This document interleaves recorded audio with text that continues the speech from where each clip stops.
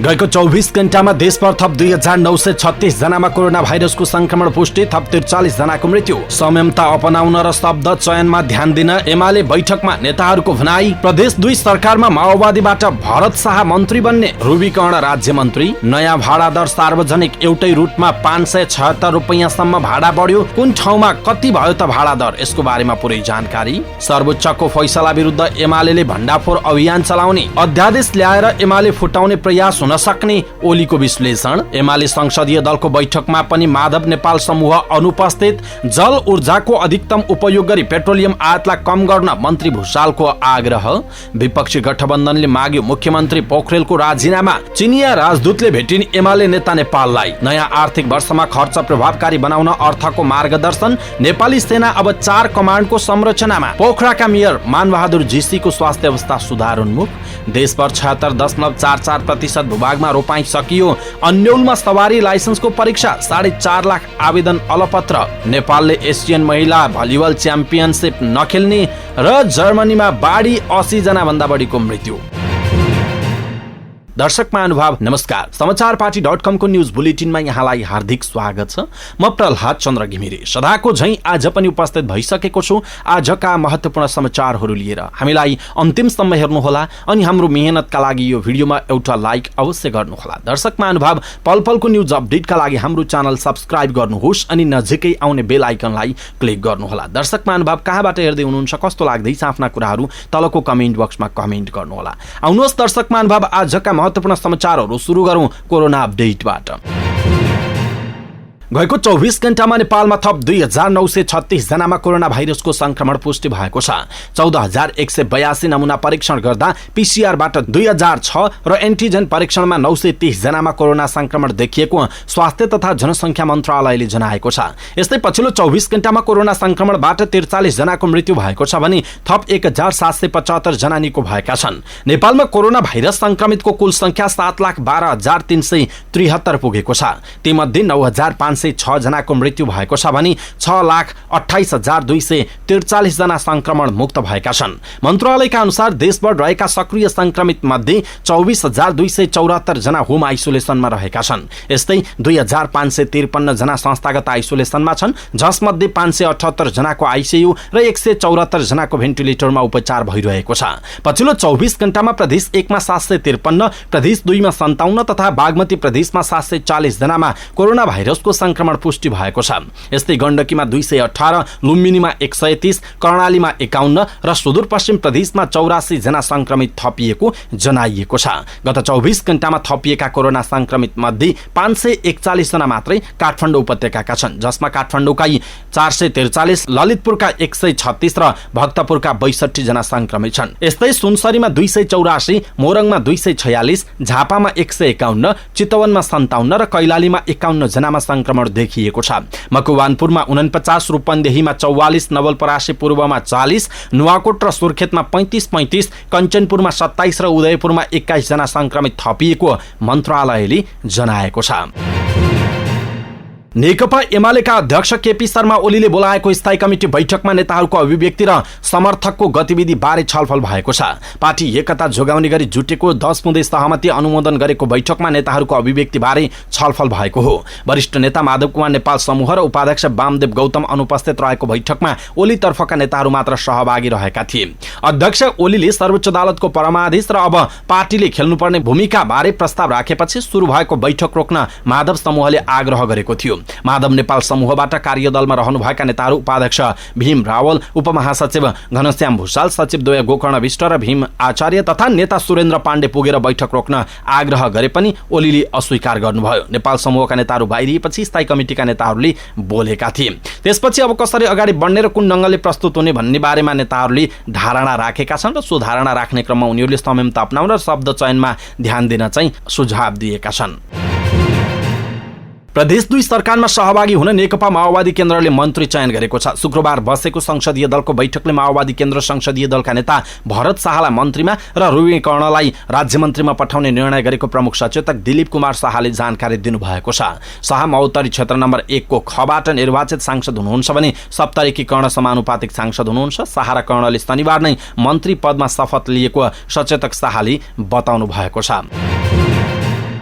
सरकारले वृद्धि गरेको लामो दूरीमा चल्ने सार्वजनिक यातायातको भाडा दर सार्वजनिक भएको छ। पेट्रोलियम पदार्थ र गाडीका पाट पूर्जाको मूल्य वृद्धिलाई आधार बनाएर सरकारले 20 देखि 28% सम्म भाडा बढाएको छ। सार्वजनिक भएको सूची अनुसार काठमाडौँ अत्तरिया मारतडी रुटमा सबैभन्दा धेरै 576 रुपैयाँ भाडा बढेको छ। यातायात व्यवस्था विभागले बनाएको कार्यदलले बनाएको प्रतिवेदन अनुसार गत असार 27 गते तत्कालीन भौतिक पूर्वाधार तथा यातायात मन्त्री बसन्त नेम्बाङको मन्त्रीस्तरीय निर्णयबाट अन्तर प्रदेश चल्ने सार्वजनिक यातायातको भाडा दर कायम गरिएको थियो। असार 29 गतेदेखि लागू भाडा दर अनुसार पहाडी बाटोमा सञ्चालन हुने मालवाहक सवारीको भाडा 20% र तराईको बाटोमा सञ्चालन हुने मालवाहक सवारीको भाडा 26% वृद्धि गरिएको छ। सरकारले 2065 सालमा बनाएको वैज्ञानिक भाडा समायोजनको नियम अनुसार इन्धनको मूल्यलाई 35 र पाटपूर्जा सहितका अन्य खर्चलाई 65% मानि भाडा दर निर्धारण गरिएको यातायात व्यवस्था विभागले जनाएको छ। नेकपा एमाले सर्वोच्च अदालतको फैसला विरुद्ध भण्डाफोर अभियान चलाउने भएको छ। शुक्रबार बसेको स्थायी कमिटी बैठकले सर्वोच्चको फैसलाका विभिन्न पक्षलाई लिएर जनतामा जाने निर्णय गरेको हो। रोदसे हलमा बसेको संसदीय दलको बैठकमा पनि अध्यक्ष एवं संसदीय दलका नेता केपी शर्मा ओलीले अदालतले संविधानका धारा र उपधाराको अपव्याख्या गरेर फैसला आएको बताउनुभयो। संसदीय दलको बैठकपछि प्रमुख सचेतक विशाल भट्टराईले भन्नुभएको छ, निर्दलीय व्यवस्थातर्फ मुलुकलाई अग्रसर गराउने गरी जुन फैसला गरियो यसप्रति हाम्रो आपत्ति छ र जनताको बीचमा भण्डाफोर गर्ने हामीले निष्कर्ष निकालेका छौं। यसअघि दुनियाँमा अदालतले प्रधानमन्त्री तोक्ने काम नगरेको भन्दै उहाँले भन्नुभयो, कम्तीमा संसद पुनर्स्थापना नगरेको भए संसद विघटन बेठिक थियो भन्ने सहर्ष स्वीकार गर्थ्यौं, तर एउटा दलबाट निर्वाचित भएर अर्को दललाई समर्थन गर्ने कामलाई पनि नैतिक ठहर्याउने काम गरेको छ। यो प्रवृत्ति दलीय व्यवस्था विरुद्ध छ। दलीय व्यवस्थामाथि भएको प्रहारबारे जनतालाई सुसूचित गर्न भण्डाफोर अभियान चलाउने प्रमुख सचेतक भट्टराईले बताउनुभयो। बाढी पहिरोमा घाइते भएकाहरूको निःशुल्क उपचारको व्यवस्था गर्न र कोरोना खोपलाई व्यवस्थित रूपमा सबै जनता माझ पुर्याउन पनि माग गरिएको छ। नेकपा एमालेका अध्यक्ष केपी शर्मा ओलीले अध्यादेश ल्याएर एमाले फुटाउने प्रयास हुन सक्ने दावी गर्नुभएको छ। प्रधानमन्त्री पदबाट हटेपछि शुक्रबार पहिलो पटक बसेको पार्टी संसदीय दलको बैठकलाई सम्बोधन गर्दै ओलीले अदालतले किर्ते कागजलाई मान्यता दिएको दावी गर्नुभयो। निवेदक र बार एसोसिएसनको दबावमा इजलास बनेसँगै षड्यन्त्र सुरु भएको थियो। उहाँले भन्नुभयो, यो फैसलामा हाम्रो सहमति छैन, तर हामी लोकतन्त्रवादी भएकाले कार्यान्वयन गरिसकेका छौं। एमाले विरुद्ध अझै षड्यन्त्र हुने भन्दै उहाँले अध्यादेश ल्याएर पार्टी फुटाउने प्रयास हुन सक्ने बताउनुभयो। ओलीले अघि भन्नुभयो, सदन छोटो समय बसेर टुङ्ग्याउन सक्छन्, प्रदेश र स्थानीय तहमा पनि दुःख दिन सक्छन्, दमनको सुरुवात हुन सक्छ। एमाले अध्यक्ष एवं संसदीय दलका नेता ओलीले वर्तमान सरकारलाई समर्थन गर्न नसक्ने प्रश्न पार्नुभयो। सरकारलाई समर्थन गर्न सकिन्छ भन्नेहरूको धारणा व्यक्तिगत हो, उहाँले भन्नुभयो। शुक्रबार बिहान बसेको स्थायी कमिटी बैठकले पनि सरकारलाई विश्वासको मत नदिने निर्णय गरेको थियो। एमाले रचनात्मक प्रतिपक्षको भूमिका खेल्ने र सरकारलाई जनहित विरुद्ध काम गर्न नदिने उहाँले बताउनु भएको छ। नेकपा एमालेको संसदीय दलको बैठक बानेश्वरमा बसेको छ। नयाँ बानेश्वर संसद भवनको लोधसे हलमा बैठक बसेको थियो। उक्त बैठकमा वरिष्ठ नेता माधव कुमार नेपाल समूहका सांसदहरू अनुपस्थित रहेका थिए। अध्यक्ष केपी शर्मा ओलीले बोलाएको दलको बैठकमा पनि संसदमा पार्टीको भूमिकाबारे छलफल हुने भनिए तापनि माधव कुमार नेपाल पक्षका सांसदहरू उपस्थित नभएको जानकारी प्राप्त भएको छ। पछिल्लो समय एमालेमा मिल्न लागेको विवाद फेरि नमिल्ने हो कि भन्ने स्थितिमा पुगिसकेको छ। यसप्रति तपाईको धारणा के आफ्नो धारणा तलको कमेन्ट बक्समा कमेन्ट गर्नुहोला। ऊर्जा जलस्रोत तथा सिंचाई मन्त्री पम्फा भुसालले देशबाट उत्पादित जल ऊर्जाको अधिकतम प्रयोग गरेर पेट्रोलियम पदार्थको आयात र प्रयोगलाई कम गर्नुपर्ने बताउनु भएको छ। शुक्रबार विद्युत विकास विभागको 28औं वार्षिक उत्सव समारोहमा मन्त्री भुसालले पेट्रोलियम पदार्थको पहिलो विकल्प जल ऊर्जा नै भएको बताउनुभयो। निजी क्षेत्रले बनाउने जलविद्युत संरचनाबाट सरकार र स्थानीय जनताले निरन्तर लाभ लिन सक्ने प्रणालीको विकास गर्न आवश्यक रहेको उहाँको भनाइ छ। निजी क्षेत्रले निश्चित समयसम्म चलाउने शर्तमा निर्माण गरेपछि त्यतिका लागि मात्र भौतिक संरचना बन्न नहुने मन्त्री भुसालले बताउनुभयो। ऊर्जामा लगानी अन्य क्षेत्रको भन्दा सुरक्षित लगानी भएको बताउँदै मन्त्री भुसालले छिटो र स्थायित्वका लागि विशेष ध्यान दिन समेत आग्रह गर्नुभएको छ। विपक्षी दलहरूले लुम्बिनी प्रदेशका मुख्यमन्त्री शंकर पोखरेलको राजीनामा मागेका छन्। संसद अधिवेशन अन्त्य गरेर अध्यादेश मार्फत बजेट ल्याएपछि नेपाली कांग्रेस, नेकपा माओवादी केन्द्र, जनता समाजवादी पार्टी र राष्ट्रिय जनमोर्चाले पोखरेलको राजीनामा मागेका हुन्। बजेट पास गर्न नसक्ने अवस्था आएपछि बिहिबार प्रदेशसभा बैठक छाडेर हिँडेका मुख्यमन्त्री पोखरेलले प्रदेशसभा अधिवेशन अन्त्य गर्दै अध्यादेश मार्फत बजेट ल्याएको जनाइएको छ। यो अलोकतान्त्रिक र असंवैधानिक स्वेच्छाचारी कदम भएको भन्दै 4 दलले संयुक्त विज्ञप्ति जारी गर्दै भनेका छन् यस परिघटनाले माननीय शंकर पोखरेल नेतृत्वको सरकार अल्पमतको सरकार हो भन्ने प्रमाणित गर्दैछ। 4 दलले स्वेच्छाचारी ढंगले सरकार नचलाउन र मुख्यमन्त्रीबाट राजीनामा दिई बजेट प्रदेशसभा अधिवेशनबाट नै पारित गर्न माग गरेका छन्। नेकपा एमालेका वरिष्ठ नेता माधव कुमार नेपाल र चिनिया राजदूत हौ ऐन्ची बीच भेटवार्ता भएको छ। नेता नेपाललाई भेट्न चिनिया राजदूत ऐन्ची दिउँसो 4 बजे कोटेश्वर पुग्नु भएको थियो। उहाँहरू बीच समसामयिक विषयमा छलफल भएको बताइएको छ। यसैबीच हौ ऐन्चीले आज नै प्रधानमन्त्री शेरबहादुर देउवासँग पनि भेटवार्ता गर्नु भएको छ। पछिल्लो समय नेताहरू बीचमा चाहिँ भेटवार्ता बढिरहेको छ। अझ शीर्ष दलका नेताहरूसँग विप्लव नेतृत्वको माओवादीले पनि छलफल अगाडि बढाइरहेको छ। यसप्रति तपाईहरूको धारणा के छ? आफ्नो धारणा तलको कमेन्ट बक्समा कमेन्ट गर्नुहोला।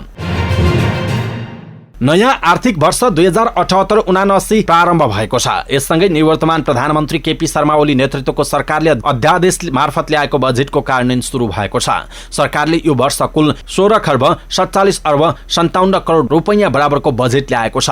पुरानो सरकारले अध्यादेश मार्फत ल्याएको यो बजेटलाई नयाँ सरकारले भने संसदमा परीक्षण गर्ने भएको छ। सर्वोच्च अदालतको आदेश अनुसार पुनर्स्थापना भएको प्रतिनिधि सभाको बैठकमा अध्यादेश टेबल गरिने अर्थमन्त्री जनार्दन शर्माले जानकारी दिनुभयो। उहाँका अनुसार सदनबाट नै नयाँ बजेट ग्रहण गर्ने र प्रतिस्थापन गर्ने भन्ने निधो गरिनेछ। त्यतिन्जेल भने अध्यादेशबाट आएको बजेट कार्यान्वयन हुनेछ। नयाँ बजेट कार्यान्वयनलाई प्रभावकारी बनाउन अर्थ मन्त्रालयले भने 46 बुँदे मार्गदर्शन जारी गरेको छ। सो मार्गदर्शनमा आधारित भई बजेट खर्च गर्ने निकायले कार्यान्वयन गर्नुपर्छ। मन्त्रालयले बजेट कार्यान्वयनका सिलसिलामा आर्थिक कार्यविधि तथा वित्तीय उत्तरदायित्व ऐन 2076 नियमावली 2077 अनिवार्य पालना गर्न सरोकारवाला निकायलाई भनेको छ। अर्थको मार्गदर्शन अनुसार कार्यक्रम र योजनामा विनियोजन भएको बजेट दोस्रो त्रैमाससम्म खर्च नभएर बाँकी अवधिमा समेत खर्च हुने निश्चित नभए 15 चैतभित्र अनिवार्य रूपमा समर्पण गर्नुपर्ने जनाइएको छ। कार्यक्रम आयोजनाको भौतिक प्रगति र गुणस्तर हेरेर भुक्तानी भनी निकासी गरिनेछ। महालेखा नियन्त्रक मधुकुमार मरासिनीका अनुसार पहिलो त्रैमासिक भुक्तानी निकासीका लागि भने भौतिक प्रगति आवश्यकता नपर्ने जनाइएको छ। नेपाली सेनाले 8 पेतनाको संरचना खारेज गरी 4 कमान्डको संरचना कार्यान्वयनमा ल्याएको छ। गत फागुन 20 गतेको मन्त्री परिषदको बैठकले पूर्वी, मध्य, पश्चिम र उपत्यका कमान्डको संरचनालाई स्वीकृत गरेको थियो। शुक्रबार सैनिक मुख्यालय जंगी अड्डामा आयोजित कार्यक्रममा 4 कमान्डका सेनापतिहरूलाई कमान्ड झण्डा हस्तान्तरण गरिएको छ। यसअघि 7 प्रदेश र संघीय राजधानी काठमाडौँमा गरी सेनाका 8 वटा पेतनाहरू रहेका थिए। पोखरा महानगरपालिकाका मेयर मानबहादुर झिसीको स्वास्थ्यमा केही सुधार आएको जनाइएको छ। मस्तिष्कघात भएपछि उहाँको अहिले काठमाडौँ बाँसबारी स्थित स्नायु अर्थात् न्युरो अस्पतालमा उपचार भइरहेको छ। बिहानभन्दा केही सुधार आएको छ। काठमाडौँ ल्याउँदासम्म आँखा पनि खोल्नु भएको थिएन। महानगरपालिकाकी उपमेयर मन्जु देवी गुरुङले भन्नुभयो उपचार जारी छ तर डाक्टरहरूले केही सुधार हुँदैछ भनेर भन्नुभएको छ। उहाँको भनाइ छ शुक्रबार बिहान अचानक स्वास्थ्यमा खराबी आएपछि उहाँलाई पोखराकै मणिपाल शिक्षण अस्पतालमा भर्ना गरिएको थियो। उहाँलाई मस्तिष्कघात ब्रेन हेमरेज भएको उपचारमा संलग्न चिकित्सकहरूले पुष्टि गरेका थिए। सचिवालयले सुरुमा हृदयघात भएको जानकारी दिए पनि पछि मस्तिष्कघात भएको खुलेको थियो। मणिपालमा प्राथमिक उपचारपछि दिउँसो हेलिकप्टरबाट काठमाडौँ थप उपचारका लागि लगिएको थियो। उच्च रक्तचापका कारण मेयर झिसीलाई मस्तिष्कघात भएको थियो। मस्तिष्कघातका कारण शरीरको देब्रे भागमा समस्या देखिएको मेयर झिसीका प्रेस संयोजक माधव बरालले जानकारी दिनुभएको छ। अचानक स्वास्थ्यमा समस्या आएपछि उपचार पोखरा महानगरपालिकाका मेयर मानबहादुर झिसीलाई शीघ्र स्वास्थ्य लाभको कामना गर्दछौं। तपाई पनि आफ्ना शुभकामना सन्देश तलको कमेन्ट बक्समा कमेन्ट गर्न सक्नुहुन्छ। गत वर्षको तुलनामा यस वर्ष धान रोपाईमा ढिलाइ भएको छ। असार 31 गतेसम्म यो वर्ष 10,48,507.17 हेक्टर क्षेत्रफलमा मात्रै रोपाई सकिएको कृषि विभागले जनाएको छ, जुन देशभर कुल धान रोपाई हुने क्षेत्रफलको 76.44% हो। देशभर 13,71,706 हेक्टर क्षेत्रफलमा धान रोपाई हुन्छ। गत वर्ष सोही अवधिमा कुल धान रोपाई हुने क्षेत्रफलको 81.85% अर्थात् 11,19,091.2 हेक्टर क्षेत्रफलमा रोपाई भएको थियो। कृषि विभागका अनुसार यस वर्ष प्रदेश 2 को रोपाईमा निकै ढिलाइ देखिएको छ। असारको अन्तिम दिनसम्म प्रदेश 1 मा 64.48, प्रदेश नम्बर 2 मा 68.54 र बागमती प्रदेशमा 78.35% भूभागमा रोपाई सकिएको छ। यस्तै गण्डकी प्रदेशमा 72.70%, लुम्बिनीमा 86.94 र सुदूरपश्चिममा 76.44% भूभागमा रोपाई सकिएको छ। यो वर्ष असार 31 गतेसम्म कर्णाली प्रदेशमा धान रोपाई सकिएको छ। प्रदेशमा गत वर्ष 3,83,085 हेक्टर क्षेत्रफलमा रोपाई भएको छ। यस वर्ष असार मसान्तसम्म गत वर्ष जति क्षेत्रफलमा रोपाई सकिएको कृषि विभागले जनाएको छ। यसैबीच धानको मुख्य पकेट क्षेत्र प्रदेश 2 मा धान रोपाईमा अहिलेसम्मकै ढिलाइ भएको विभागले जनाएको छ। गत वर्ष असार 31 गतेसम्म 3,04,977.75 अर्थात् 83.41 हेक्टर क्षेत्रफलमा प्रदेश 2 मा रोपाई भएको थियो। सो प्रदेशमा यस वर्ष 2,50,582 हेक्टर क्षेत्रफलमा मात्रै रोपाई भएको छ। गत वर्षभन्दा अहिले 14.87% कमी हो। पानी बढी परेर खेतमा पानी अधिक जमेका कारण केही ठाउँमा रोपाई प्रभावित भएको र केही स्थानमा ढिला रोपाई हुने, धानको बिउका कारण रोपाई कम भएको विभागका सूचना अधिकारी डाक्टर महादेव पौडेलले जानकारी दिनुभयो। सवारी चालक अनुमति पत्र लाइसेन्सको परीक्षा अनिश्चित बनेको छ। यातायात व्यवस्था विभागले गत वैशाख 16 गतेदेखि महामारीको कारण देखाउँदै नयाँ आवेदन सहित परीक्षा बन्द गरेको छ। विभागका अनुसार त्यति बेलासम्म परीक्षामा सहभागी हुन 4.5 लाखसम्म आवेदन परिसकेको थियो। तर बन्द भएको लाइसेन्सको आवेदन दिने अनलाइन प्रणाली अहिलेसम्म खुलेको छैन। यसले गर्दा आवेदन दिएका मात्र होइन, आवेदन दिन प्रतीक्षा गरिरहेका सेवाग्राहीहरू मर्कामा परेका छन्। यातायात व्यवस्था विभागका महानिर्देशक नवराज घिमिरे लाइसेन्सको परीक्षा सुरु गर्न र अनलाइन आवेदन प्रणाली फेरि खोल्न ढिलाइ भएको स्वीकार गर्नुहुन्छ। तर सम्बन्धित प्रदेशका भौतिक पूर्वाधार विकास मन्त्रालयले निर्णय गरेपछि मात्र कार्यालयहरूले यो सेवा थाल्न सक्ने अवस्था छ। प्रदेश 2 ले मात्र अहिले लाइसेन्सको परीक्षा सुरु गर्न चासो दिएको छ। सबैभन्दा बढी चाप बागमती प्रदेशमा रहेको छ, तर बागमती प्रदेशले परीक्षा सुरु गर्न चासो दिएको छैन। देशभरका यातायात व्यवस्था कार्यालय मार्फत परीक्षामा सहभागी हुनका लागि सेवाग्राहीले फारम खोल्ने प्रतीक्षा गरिरहेका छन्, तर प्रदेशहरूले लाइसेन्सको परीक्षा खुलाउन चासो दिएका छैनन्। यसैबीच अब हुने परीक्षा नयाँ अङ्कभार प्रणालीमा गर्ने विभागको योजना छ। विभागले जारी गरेको सवारी चालक अनुमति पत्र परीक्षा सञ्चालन कार्यविधि निर्देशिका 2077 मा लिखित र प्रयोगात्मक ट्रायल दुवै परीक्षाको मोडालिटी परिवर्तन भएको छ। अब नयाँ निर्देशिकामा ट्रायलका विभिन्न चरणलाई फरक फरक अङ्कभार दिएको छ र 70 अङ्क ल्याएमा लाइसेन्स लिन योग्य हुने बताइएको छ। अर्थात् सामान्य गल्ती गरे पनि अब लाइसेन्स पाउनबाट वञ्चित हुनु नपर्ने बताइएको छ। नेपालले आगामी अगस्त सेप्टेम्बरमा फिलिपिन्समा हुने एसियन सिनियर महिला भलिबल च्याम्पियनसिप नखेल्ने भएको छ। एसियन भलिबल कन्फेडरेसन एभिसीले शुक्रबार च्याम्पियनसिपका लागि ड्र सार्वजनिक गर्दा नेपाल समावेश छैन। यसअघि नेपाल सहित 12 टिमले च्याम्पियनसिप खेल्ने भनिएको थियो, तर एभिसीले सार्वजनिक गरेको टिम पुल अनुसार 8 टिम मात्र रहेका छन्। च्याम्पियनसिपमा अब आयोजक फिलिपिन्स, थाइल्याण्ड, दक्षिण Korea, Kazakhstan, Chinese Taipei, Iran, Australia र उज्बेकिस्तानले मात्र सहभागिता जनाउनेछन्। यसअघि खेल्ने भनिएका मध्ये नेपाल, भारत, जापान र हङकङले पनि नखेल्ने बताइएको छ। नेपाल भलिबल संघ NBA का उपाध्यक्ष निरुज मास्केले नेपाल नखेल्ने भएको बताउनु भएको छ। उहाँले त्यसबारे थप जानकारी भने थाहा नभएको बताउनु भयो। पछिल्लो समय बढ्दो दरमा रहेको कोरोना भाइरसको संक्रमणका कारण नेपाललाई समावेश नगरिएको हुन सक्ने सम्भावना रहेको बताइएको छ। र जर्मनीमा भारी वर्षापछि आएको बाढीका कारण 80 जनाको मृत्यु भएको छ। अन्तर्राष्ट्रिय सञ्चार माध्यमहरूका अनुसार बाढी पहिरोमा परि 100 मानिसहरू बेपत्ता भएका छन्। पछिल्लो 24 घण्टामा जर्मनीमा बाढीको कारण मृत्यु हुनेको संख्या दोब्बर भएको छ।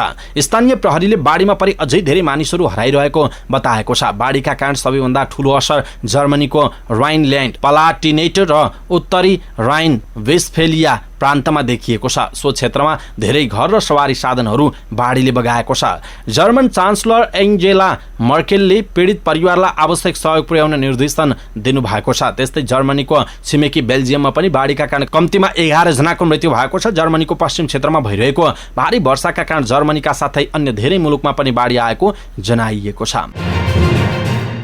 हवस् त दर्शक महानुभाव, समाचारपाटी.com को न्यूज बुलेटिन आजका लागि यति नै। हामीले प्रस्तुत गरेका समाचारहरू तपाईलाई कस्तो लाग्यो आफ्नो धारणा तलको कमेन्ट बक्समा कमेन्ट गर्नुहोला।